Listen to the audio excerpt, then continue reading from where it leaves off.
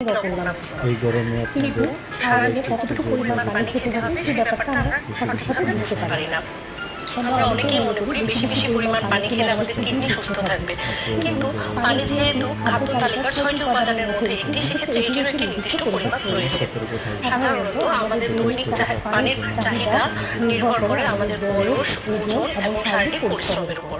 0 থেকে 6 মাস বয়স পর্যন্ত শিশুদের ক্ষেত্রে পানির আলাদা কোনো পানির প্রয়োজন নেই, সেক্ষেত্রে আলাদা কোনো পানির প্রয়োজন নেই। কিন্তু যখন 6 মান্থ থেকে 1 ইয়ার পর্যন্ত বাচ্চাদের ক্ষেত্রে তারা ঠিক যতটুকু পরিমাণ পানি খেতে চায় ততটুকুই তাদেরকে দেওয়া প্রয়োজন, বাড়তি পানি দেওয়ার কোনো প্রয়োজন নেই।